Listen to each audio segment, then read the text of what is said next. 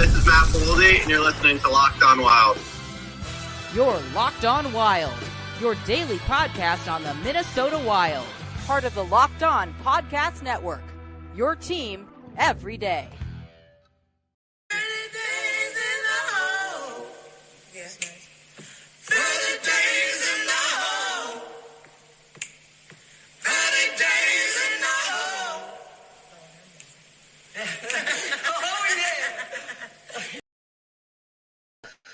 All right, everybody, that can only mean one thing. It is time for yet another live show here on a wonderful Monday night. Seth and Denny hanging out, and I will turn it over to the man, the myth, the legend. Denny, how's it going? Well, good evening, everybody, and welcome to What the Hell Are You Smoking? Tonight's show is going to be one day you're going to call me really crazy. And I'll tell you why. Because I'm calling it right now. We are going to trade for Brock Nelson. And I'm hoping we trade for Palmieri. And we absolutely need to trade for Gramlin. And I have figured out the money. I have figured out the picks. And then I have what's called Judd Bracket and Building a Dynasty. And then the show I'm going to do what's called Zug's Office. And that has to do with the power play. And really what it's about is changing the whole concept of how they're doing the power play. So let's get started here.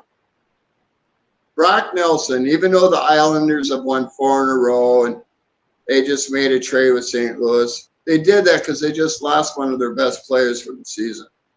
They had the money and they could do it. But the Islanders have the worst cap situation in the entire league.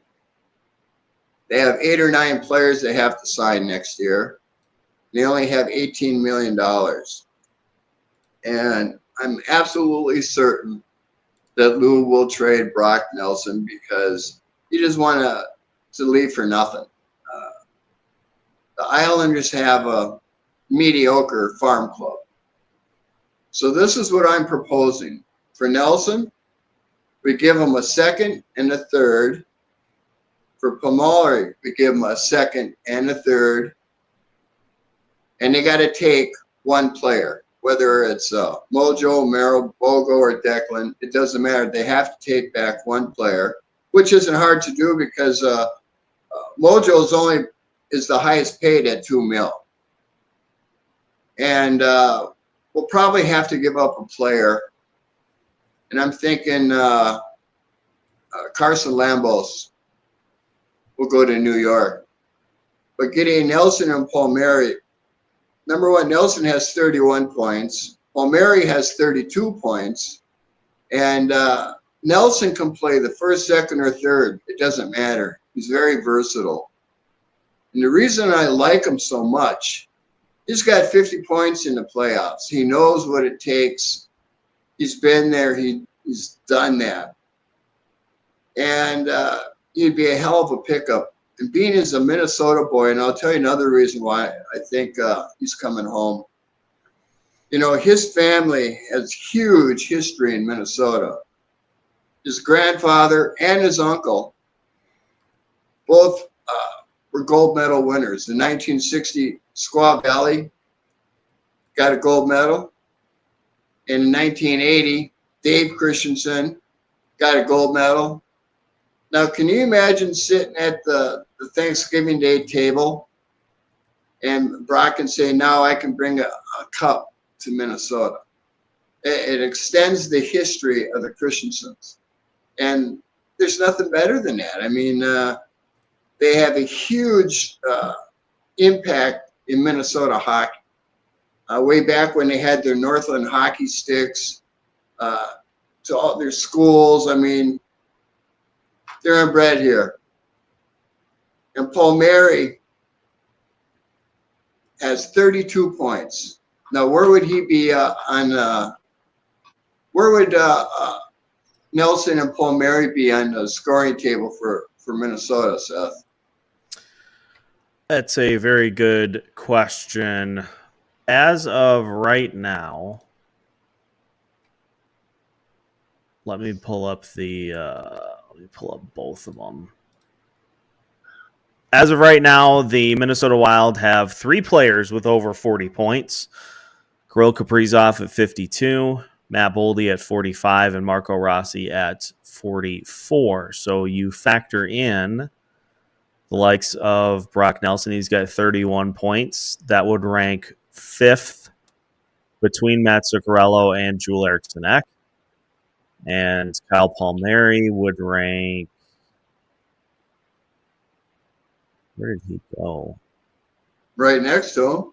Oh, there he is. 32 points. He'd be right ahead of Nelson. So, 6th would be how those two would slot in with their current point totals.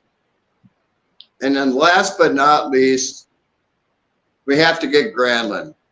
He's having a career year. Right now he's got 43 points with almost time with Rossi, right? With 43? Just one behind. Yeah, one behind. He's another center. I'm not so sure if he can play wing or not, but it doesn't matter. And with those three on, he can play wing. He can play wing. Well, any center can play wing, really. And then I'm changing up the board, the lines, because right now we may make the playoffs, but the way our lineup is, we're going to go out first round. But I want you guys to think about this. You got Kaprizov, Rossi, and Zuggs the first line. Ogren, Nelson, and Boldy the second line. Yurov, Granlund, and Palmieri the third line. Hartman, Ek, and Foligno is our Grieve line. Now that just keeps coming at you. And then for defense, I got Faber and Middleton, Spurgeon, Brodin, and Zeev and Jurasek. Now, I know a couple of weeks ago, last time I was on, took a lot of heat about Jurasek, and rightly so. I didn't explain to you what I liked about Jurasek, which I should have done, and I'm sorry about that. After this, I'll make a concerted effort to tell you what I like with players. And with Jurasek, everybody's pretty much said everything. The biggest thing about him is how he sees the play developing. He's got offensive instincts that young defensemen just don't have. Of course, Brock Faber has that, and absolutely Zeev Boehm has it, but you don't see it very often, especially for a 21-year-old kid. I mean, either you have it or you don't. It's not anything that you can teach. Either you got it or you don't, and he definitely has it. And like I said before, his skating will come around. It's not bad, but it's only going to get better. And I don't know if anybody has changed their mind since they've seen him play, but they should. When he scored that goal, that's a goal scorer's goal from a defenseman. That's nice. But what you haven't seen yet, he's got a heavy shot, which you haven't seen yet. And last time I saw a shot like that was who's the defenseman that's playing in Dallas now? Dumba. Yeah, Matt Dumba had a heavy shot. And that's what Jurasek is. So be excited. And plus, I think the Wild just play so much better with him. I mean, when Jurasek was playing with Declan, they were really good together. I mean, that was a nice pairing. And right now, the Wild are a mess. Sad time of the year where things are just kind of falling apart. By adding these 3 players, that gives us 4 really good lines. And because Granlund's only $4 million a year, and of course they're going to take the money, we're going to give them a pick for it. And they either got to take Mojo, Morel, Bogo, or Declan, or maybe 2 of them. It all depends on how they want to work it. But they're cheap gets. You don't get to overpay. You don't have to overpay for them. And all the East Coast pundits are talking about they're going to get a first or second player for Nelson. They forget he's a 10-year player. New York has no control or any leverage on any deal. It's all up to Nelson. And if he says he wants to come to Minnesota and we offer him a third, that's it. Well, then they would have to take a third. But Billy doesn't work that way. He will make a fair deal. And because they only have $18 million to play with next year, and that's with the Rays, I am calling it. Brock Nelson is coming home to finish his career. And I hope we get Palmieri, and we really need Granlund. I mean, that would make us look so good. It just, that would give us 4 really good lines. Then we would be really a contender for the Cup. And I don't know what you guys think about, but I'd like some input back. What you guys think? Let's start with Urban. He says, stop the Brock Nelson talk. Cost is going to be a first and a third minimum. And with that cost, you have to extend an aging player that will fall off the cliff sooner than later. So you didn't hear a thing I said. It's not up to the Islanders. It's up to Brock Nelson. He's a 10-year player. He determines where he wants to go and what the deal is. Islanders have no control at all in this. Urban also said this is not the year to add anybody. No, it's absolutely the year to add. We need more than one, really. I don't think you understand what a 10-year player is, Urban. He's in control of what he does now. Islanders have no control of where he goes or what he does. It's up to him. And if Billy wants to offer just a third, they would have to take it. They don't have any choice because they have no leverage, no control, period. And that's why I find it so funny, all these East Coast pundits thinking they're going to get a first, a second, and a player for him. Not happening. Not as long as he wants to come home, and I'm pretty sure he wants to come home and finish his career. As I talked about, it's big family. Ace says we should be focused on JT Miller instead of Brock Nelson. We can't afford JT Miller. Well, you could if you trade Joel Eriksson. You could if you trade Joel Eriksson Ek for him.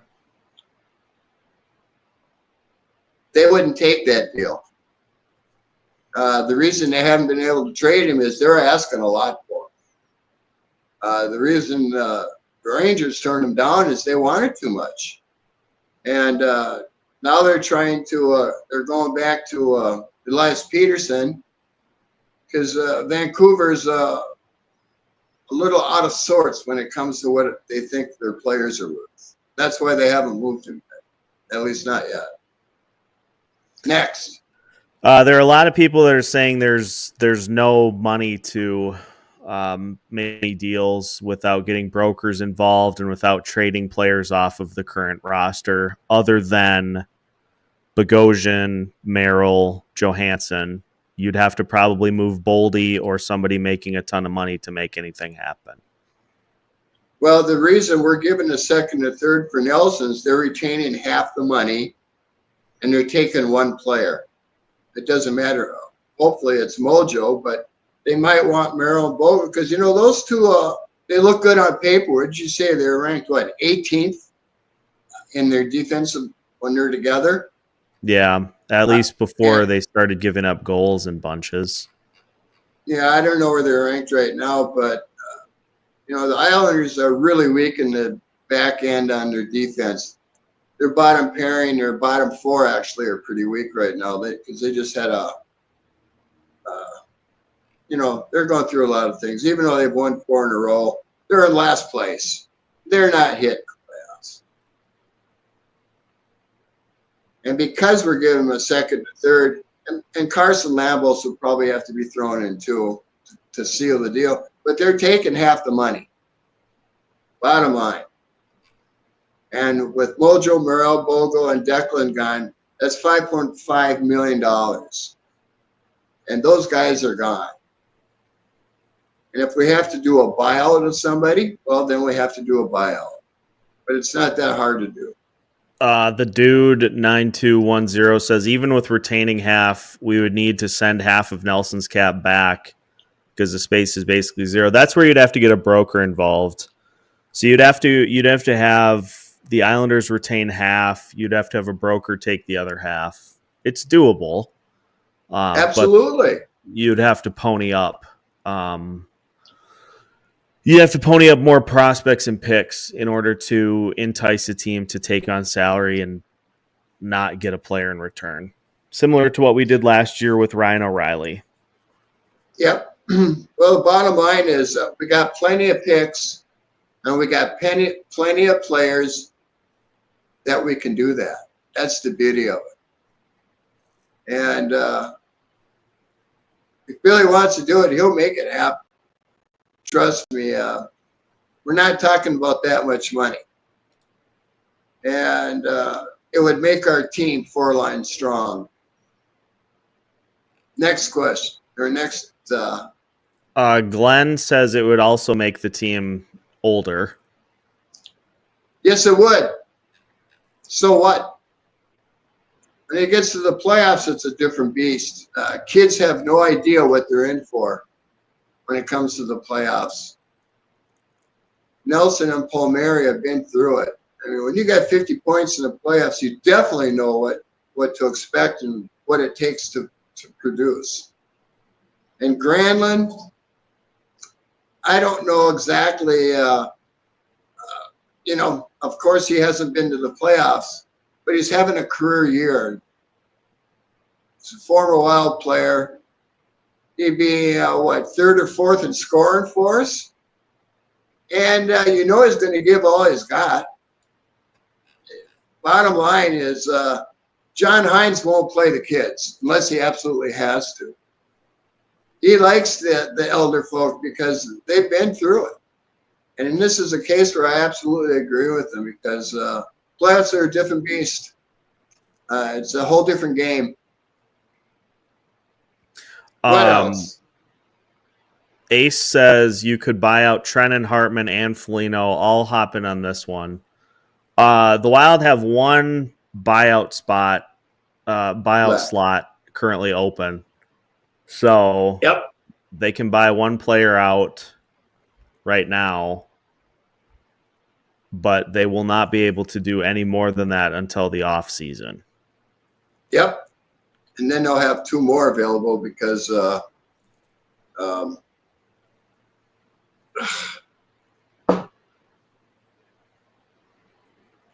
who's our 2 players that we bought out? Parisi and Suter. And technically, because their buyouts go to 2027, 2028, as Trav points out, those slots are full until the 2027, 2028 season.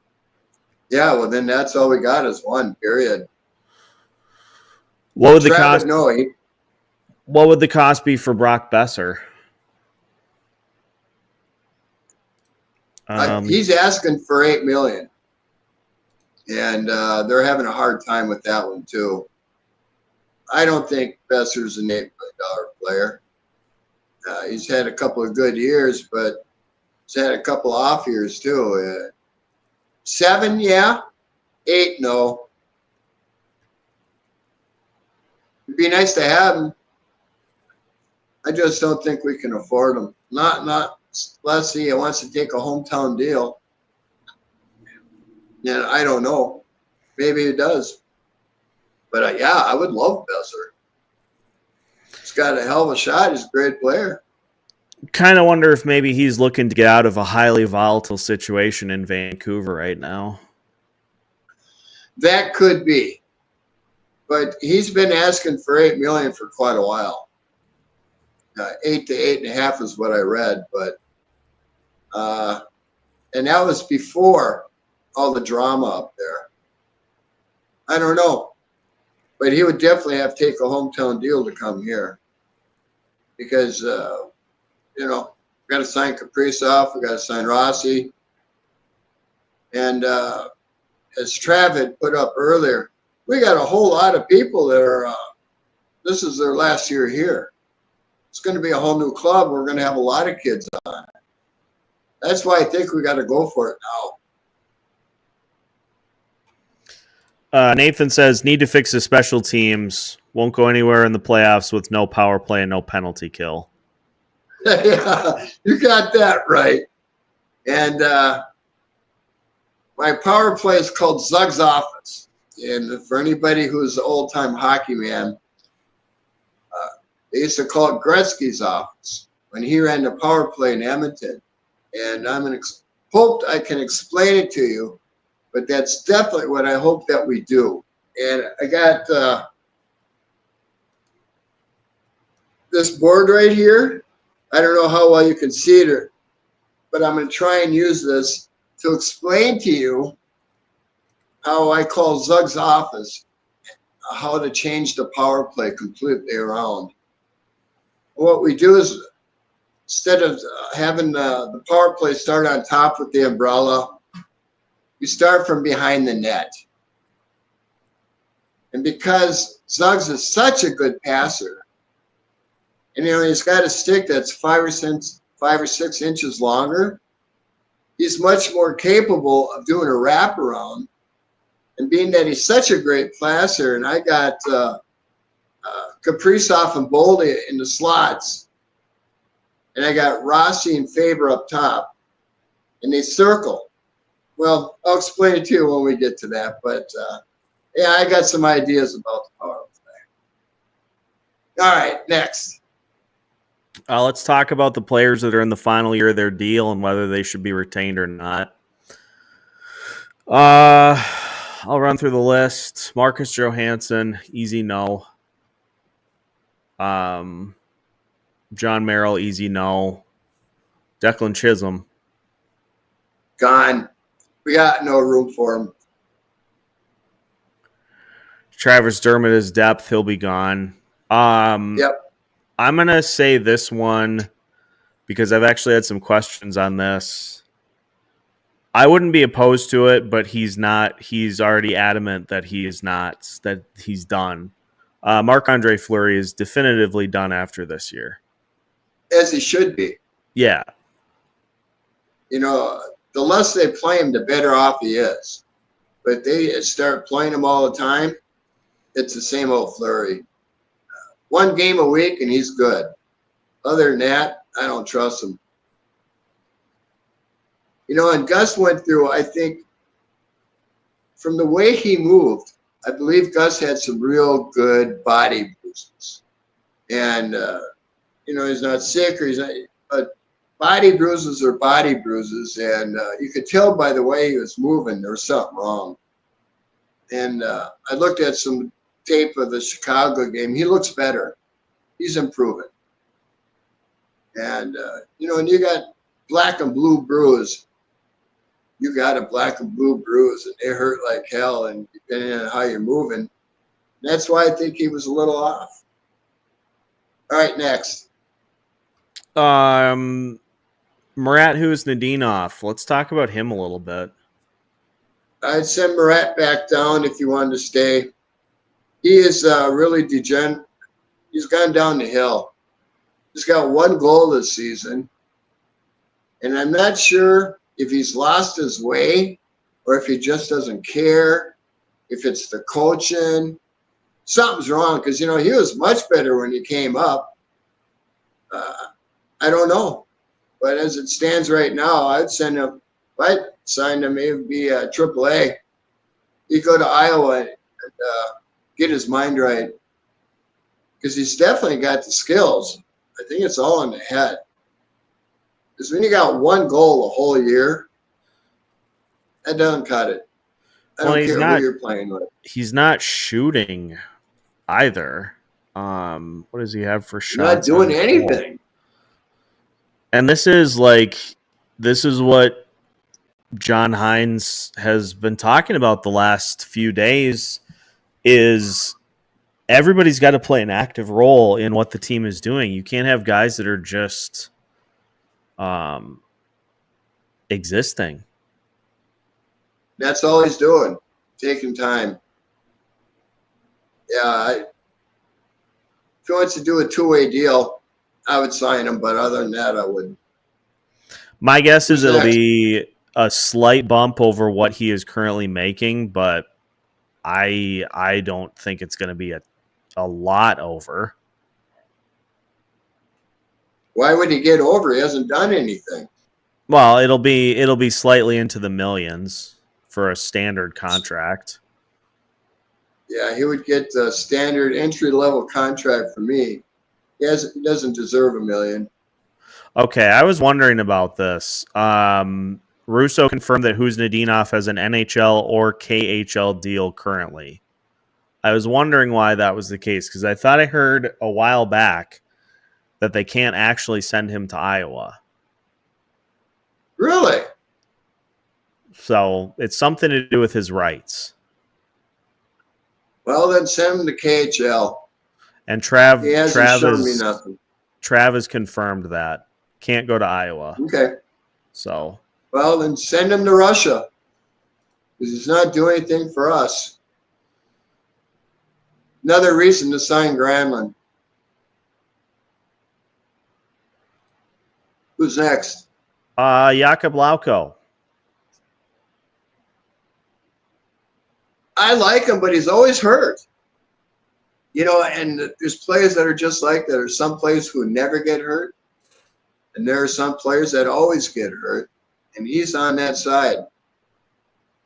I don't know. Jury's still out on him. We got a ways to go yet, or I'll say yes or no. What do you think?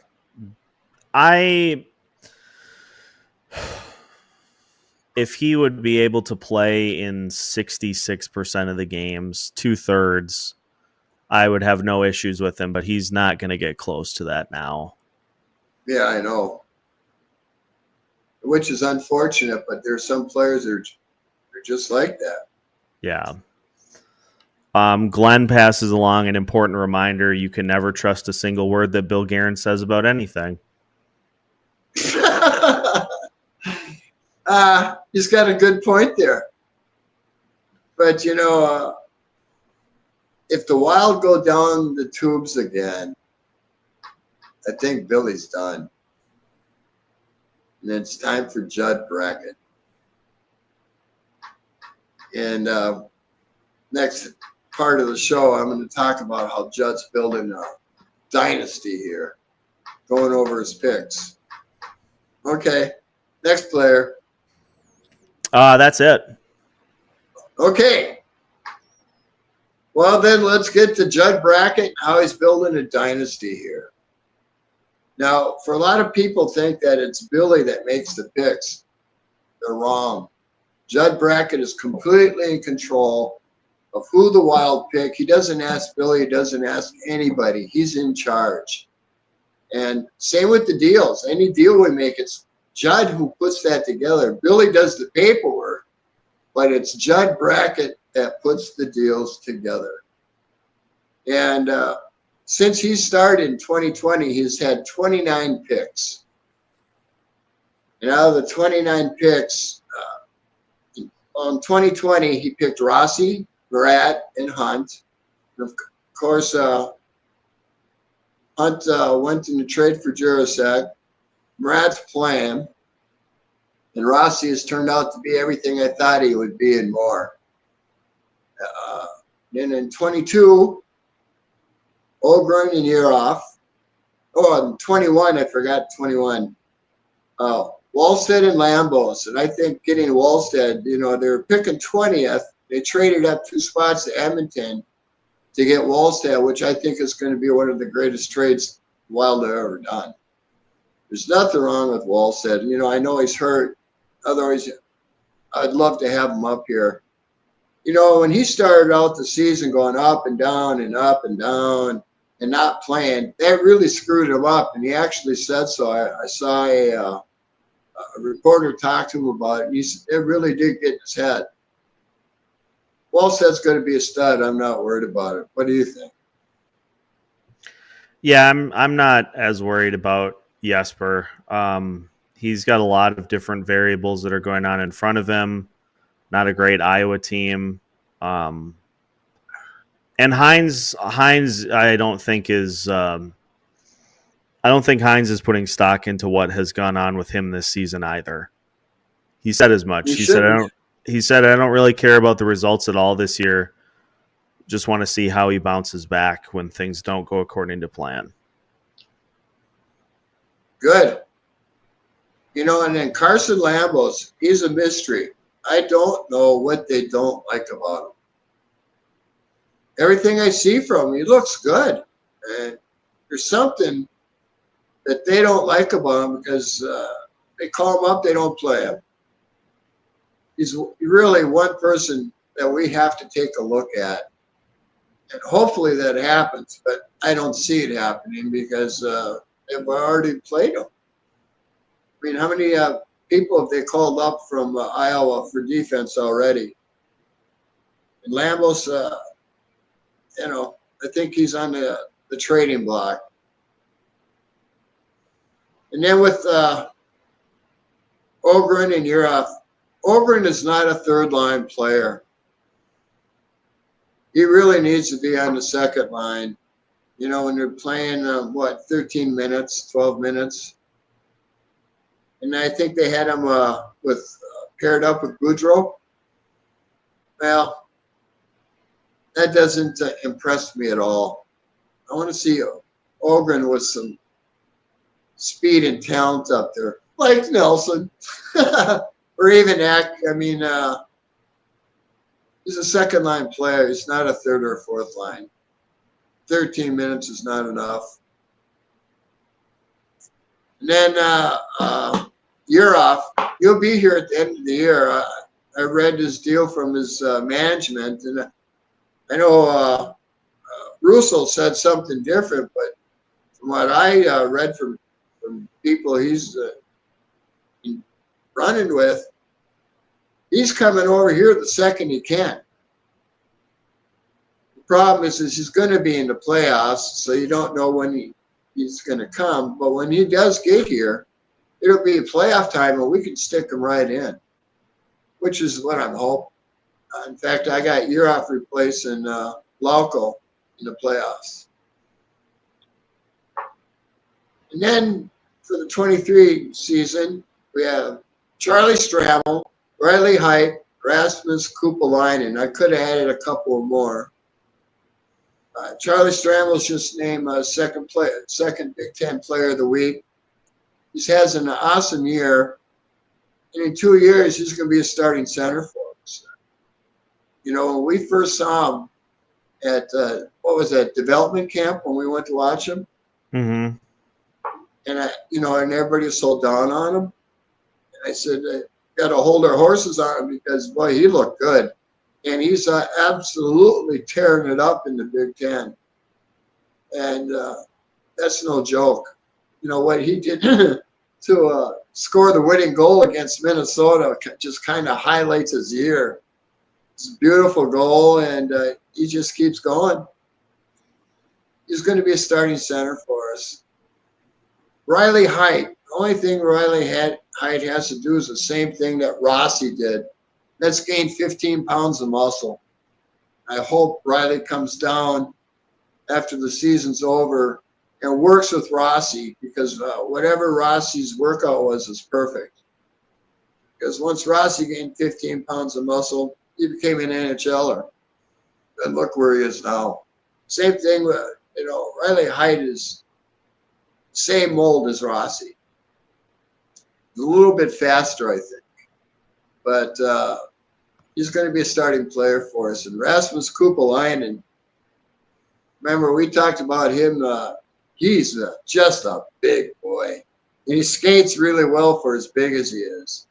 And I can see him in a couple of years playing for us, too. And then the 24 season, we traded for Jurasek, and we picked Steve Buium.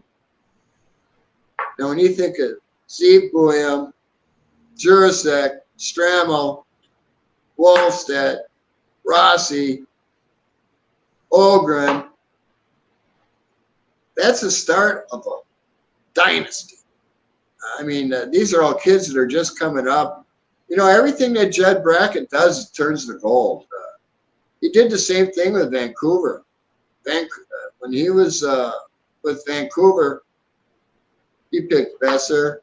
He picked Elias Peterson. He picked Hughes. I mean, whatever he looks at, it's the right way to look at it because he doesn't miss too much. And that's why, as I've been harping for a long time, we need to promote him to GM so he doesn't get poached by somebody and let him run the team and let Billy take care of whatever presidents do. But I really think Judd Brackett deserves to run the team because he does no wrong. And we're not talking about 2 or 3 years. We're talking the last 10 years in hockey. He makes great picks. And that's why I truly do. I think Minnesota's building a dynasty here. And it's not because of Billy, it's because of Judd. Any thoughts or questions on that? Glenn says Kirill and Rossi should both become free agents. They can always re-sign here, but you can't trust a thing that Bill Guerin says. So test the market and force his hand.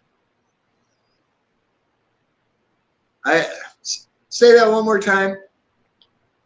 I know you guys don't like this, but Kirill and Rossi should become free agents. They can always re-sign here. Remember, you can't trust Billy. Trust Billy for what? I don't get the question. What do we got to trust him about? Can you expand upon that, please? Nothing? When we get a follow-up, I'll put it back on screen. Well, number one, Billy didn't sign Kaprizov. That would be his job right there. You know, and I saw Russo talking about they're still not completely convinced about Rossi. Well, I don't know what else you can ask for him.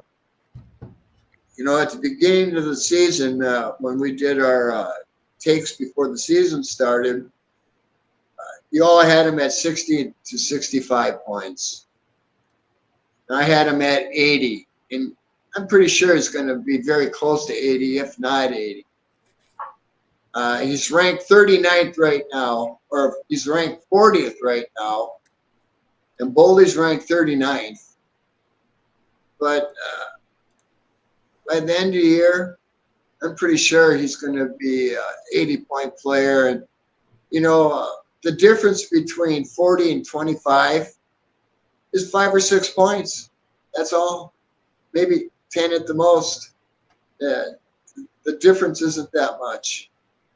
You know, he's a hell of a player. You know, I'm president of his fan club. I love him. You know, he does the greasy goals, and that's what we need. And no, he's not big. So what? He's got heart. And he goes to the net better than anybody in the team, except maybe Ack. Anything else? Ace says, or if Rossi and Kaprizov don't sign here, we can just take the comp picks. What the hell are you smoking?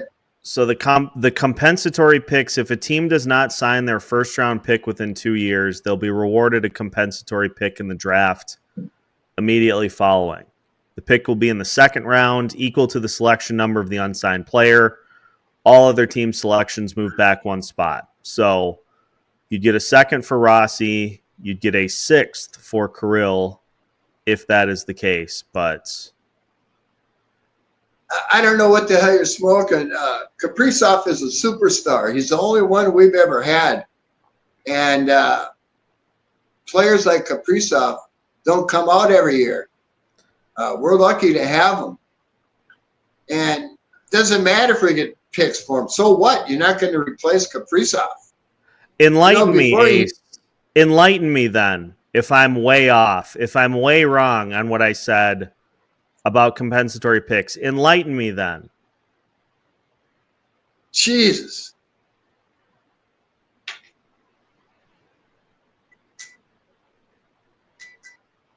What's he saying?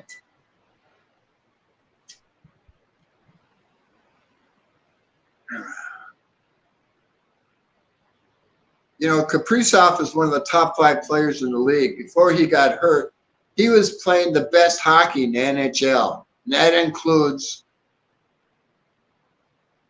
Connor Bedard, everybody. I mean, he was the best player in the league at the time before he got hurt. And he would have scored well over 120 points. You know, I had him at 120 to 150, and he absolutely would have hit it. But, you know, injuries happen. And, you know, whatever he gets this year. It's still going to be close to 50. I mean, it was absolutely a groin pull.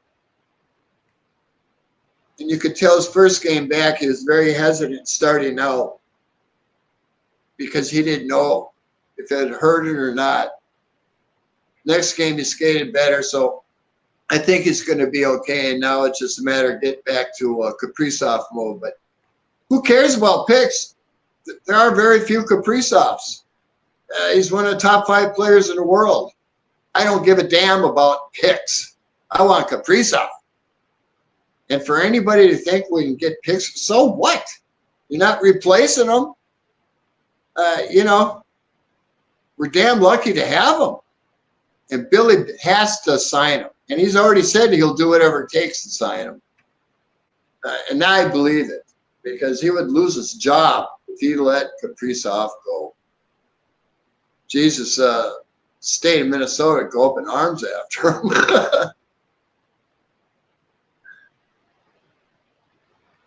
Any other questions on that one? Who was it that said that? So for Carolina, they signed Kotkaniemi for 1 year, $6.1 million. Carolina had to give up a first and a third in order to do it. Yeah. That sounds more like an offer sheet for me, to me. That sounds like an offer sheet. Ace is talking about an offer sheet. I'm an idiot. That's my fault. Offer sheets. So let's go back to it. Offer sheet for Marco Rossi. So it's based off of this. Let me look. I'm sorry that I blew up over its offer sheets. Ace was correct. You know, that very well could happen with Rossi, but, you know, Rossi spent his life here. He likes it here. He likes the players he's playing with. And it's not everybody that gets to play with Kaprizov. Let's be honest. So it's based off of the salary offered by the offer sheeting team. And this only applies for Marco Rossi. Okay. Yeah. St. Louis did to Edmonton. If some team, let's just say Chicago for an example, offered Rossi $7 million, we would get 1 first, 1 second, and 1 third. If he went to Chicago and did not sign with us. If we wanted to keep Rossi, we would have to sign him to whatever term Chicago offered. Well, I'm in firm belief that they should give him the same deal they gave Boley, 7 and 7. Got to keep it even. You know, the reason Ednan went, he wanted more money than the best player in the league right now. And that would create chaos in Colorado's clubhouse. You know, to ask for more money than the best player in the league doesn't work. Not for me. And, you know, Colorado's been through this before. They came out all right. You know, it is what it is. You got a player who's only thinking about himself. Because when you get top end, every million you spend more on the top end is 1 million less for the bottom end. And the reason Colorado, after they won the cup, went right down is because they didn't have money to resign their players. They had to. That's just the way it works, and it'll work the way it works here too. Because I'm pretty sure it's going to cost $15 million to sign Kaprizov, and even with the bump in the cap that's going up, we don't know what. But I've been hearing it's going to be $10 million now instead of 4 or 5, whatever. And I think they're probably right because they just took out the what was the holding check that they kept on all the players? They just paid all that off. Yep. Yeah, they just paid all that off, which means that they made a lot of money. So whoever said that it's probably going up to 10, it's probably pretty close, which will help us tremendously. Because when our 14 point whatever million comes off the books, boy, we're going to have some money to spend then. Then we could get Ballsy. Plus whoever else. But we have so many good draft picks coming up. And our bottom 6 will be the very best in the NHL. And that's hard to say, but it's really true. I mean, Spurgeon and Brodin aren't going to be around much longer, but especially Spurgeon. What's he now, 35? Yeah, I think 34, 35. Yeah. He's 35. He's still playing excellent hockey, and I think that year off really helped his body. Whether, doesn't really matter that he had to get a couple of operations. I mean, just taking a year off from hockey has really prolonged his career because he's playing awesome hockey right now. I mean, he looks like Spurgeon of a couple of years ago, which is good for us. And when we get Zeev and Jirasek in our bottom 6, that's going to be awfully strong. And I can't think right now of any team that can match us up and down the line. Defense with Gus in the goal. And to think Allsted will also be here next year. So, yeah, we've got a hell of a team coming. We got we're missing a few people right now. I mean, Billy made some bad choices. He signed a lot of bottom 6, and that's not what.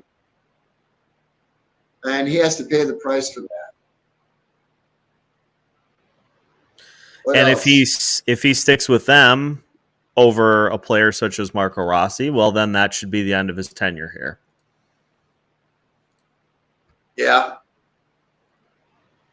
All I know is he's got to sign Kaprizov.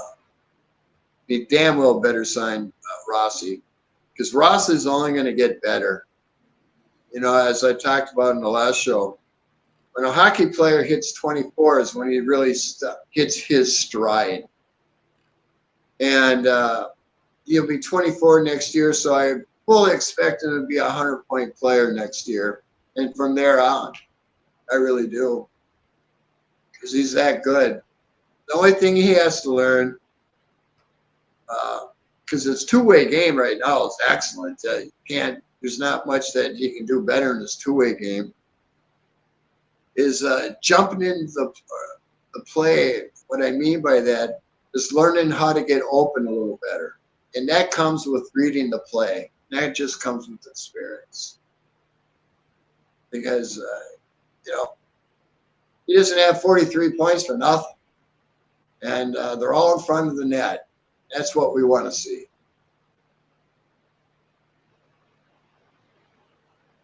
What else? Isn't most of that $14 million accounted for already with the Kirill extension, a Rossi extension, Faber's extension, and Middleton's extension? Not all of it, but most of it, yeah.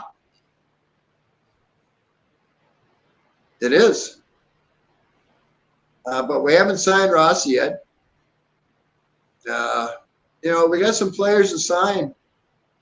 And I hope it goes up 10 million so that we can sign them all. I mean, it's so hard to tell what's going to happen. but they better sign Rossi. They absolutely have to sign Kaprizov. And you got Zuggs going off the board. Plus, what we have 8 or 9 players that are going to be gone. Yeah. So we'll have some money. Maybe Bossy might, if he'd take just a little discount, he would be something to really consider. Because he's a free agent at the end of the year, too. But right now, well, who knows what's going on in Vancouver, because that's just a mess up there. Players don't like each other, talking bad about each other. You don't see that very often in the NHL, but when you do, it's bad. And when that happens, hard out of it. Players got to go. Here's a good one from Ace. Why are people so attached to Eck over Rossi? Rossi's having Eck's career year and he's younger, less injury prone, and more consistent. Eck is playing hurt, number one. This is the first year in 4 years that he hasn't improved in points. And then, because he is playing hurt, he's trying to play through it, and you can absolutely tell he doesn't have the gusto or whatever you want to call it in this game right now. And who did you say talked about it? Was it Russo? Yeah. About Eck? Yep. Yeah, he's trying to play through it. And, he's a hell of a hockey player. He really is. When you get hurt, you get hurt. What can you do? That's part of hockey. And he's playing hurt. But I love Eck. He gets the greasy goals, too. Eck is always hurt, says Ace. No, he isn't. He's not always hurt. How many games did he play last year? Missed the entire Dallas series. Misses time every year. Yeah. Well, he does get beat up. That he does. Somebody told me one time they referred to him as a punching bag. And maybe they're right, because he does take a lot of abuse in front of the net. But, he was considered for the Selke. He was 4th in the Selke voting, 2 years ago? Plays a hell of a two-way game. He's good in front of the net. He does everything you ask him to do. You think about a couple of years ago when Eck, Foligno, and Greenway had the grief line. You will never see that again. 5 goals, even strength the whole year. I mean, unbelievable. It's magic, because we'll never see that again. It's just, Eck does what he does. He's a good shutdown player, and he scores points. Unfortunately, he's playing hurt. I don't put that against him. Although I would put him down less minutes, simply because he is hurt. But we got to have a player to replace him. And that's why I really want Granlund. It'd make a huge difference here, along with Nelson. Trav says, I would rather dangle the Spurge or Brodeen carrot in trades over Eck. I wouldn't trade Brodeen, period. Spurgeon has a no trade, and I wouldn't trade him either. I love them both. I know a lot of people don't like Spurgeon, but he's already proven how good he is when he's healthy. And, he can't help he got slew-footed. Shit. That's a terrible, terrible play. And there's no place in hockey for that. But he got slew-footed. It is what it is. Got to deal with it. But it looks good coming back. He's only going to get better. Same with Kaprizov. Got to give him a few games to get back in the swing of things, and then you're going to see him take off. Then you're going to see our first line take off. And when that happens, that'll make a big difference on the rest of the lines. At least I hope so.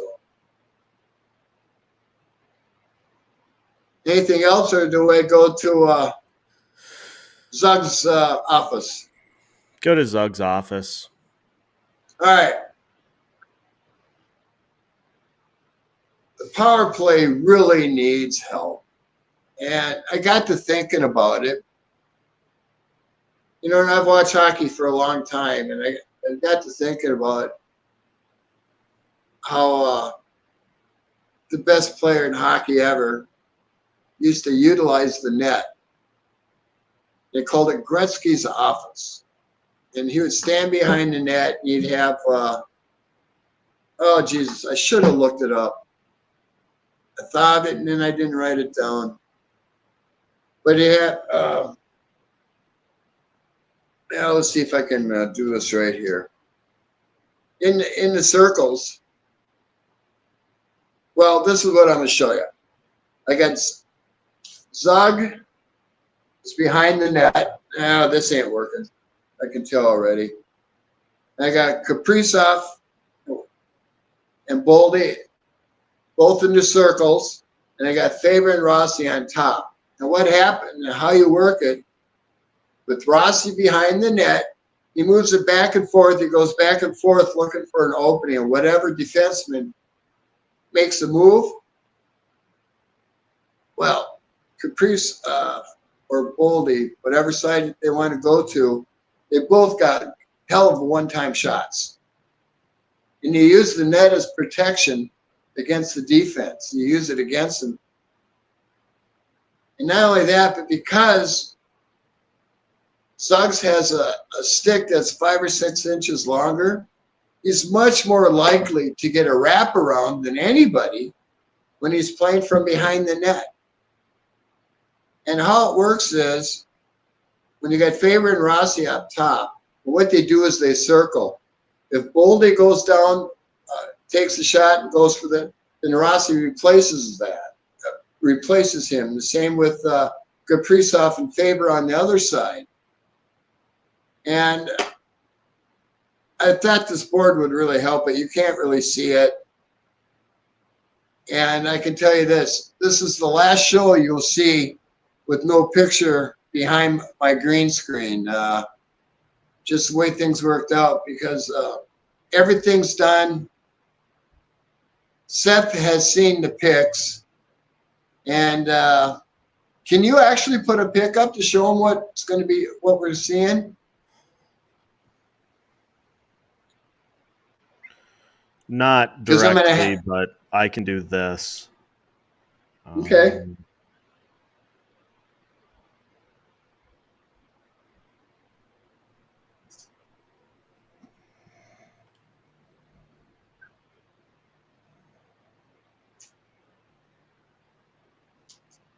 Oh, yeah. Those are the pics you're going to be seeing. I have 23 of them right now, and they're on a loop. And the picture will change every 4 minutes. And I have the Minnesota Wild logo starting it. And I have a pic of Kaprizov ending my show for right now. And I got some really good pics in hockey, that'll be up on green screen. It's going to be nice. I hope you're impressed, because I know I am. What do you think, Seth? Yeah, I think it's going to look great. Yeah. So this will be the last time you see an empty green screen behind me. Just, I have no technical sense. I got this laptop in order to do it. I don't even know how to get internet on the laptop. That's how stupid I am. Honest to God, I've pressed every button. I've done everything. All I get is no internet. So, with that being said, all I can tell you is these Coast pundits who were talking about Nelson's they're going to get a first, a second, a player for him. They're getting, what the hell you smoking, because that's not happening. They don't understand. Nelson's a 10-year player. He's going to go play wherever he wants, and there's nothing the Islanders can do about it. And I'm sure Billy's going to be fair, because I'm absolutely calling it. Blake Nelson's going to be a Minnesota Wild here shortly. And hopefully they sign Palmieri. But I'm calling it on Blake Nelson. It just makes too much sense. And with that, I think the end of the show. What do you got? Anything to say, Seth? Nope. I think that's a good spot to call it a night. All right. Well, everybody, thank you for tuning in and watching. I really do appreciate it. And this is our last show with the green screen not being used. Next show, you're going to see a whole new office. It's going to be awesome. With that, good night, everybody.